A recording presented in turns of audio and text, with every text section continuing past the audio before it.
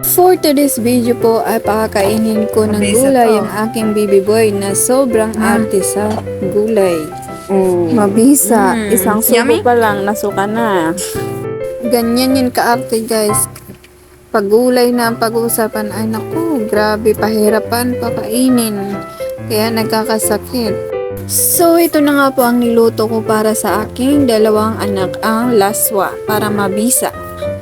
At ito naman ang ulam ng mga tito niya, adobong pusit.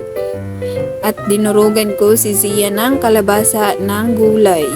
At ito naman ang kay baby boy. At ito, sisimulan na natin siyang pakainin. Dahil sobrang hirap nito pakainin ng gulay guys. Ewan ko na lang.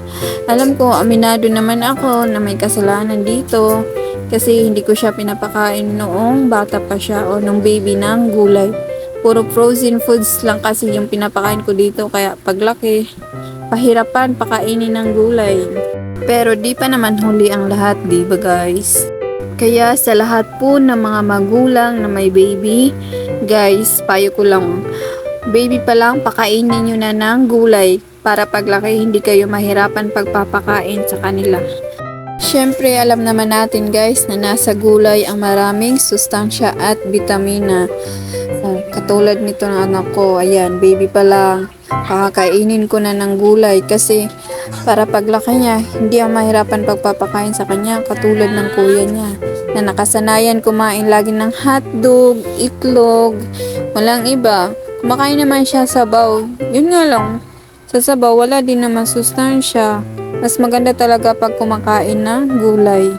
Kaya sa lahat ng mga nanay, tatay, at may mga anak dyan na maliliit, pakainin nyo na po ng gulay para may raming sustansya ang kanilang katawan at malabanan ang mga sakit o anumang mikrobyo ang nakakahawa. Kaya lesson learned talaga ako dito guys kasi nagkasakit yun ng 1 week dahil nasa walang sustansya at vitamina ang katawan kasi laging frozen food yung kinakain. Kaya sabi ko bahalag magbinunugay tag butan ka draglagom basta makakaon ka lagulay kay budlay magkasakit oy, di ba? Alam ko po na maraming nakaka-relate sa akin ng mga magulang dito, kaya sana po wag niyo po akong i-bash. At alam ko po na may kasalanan naman po ako dito bilang magulang.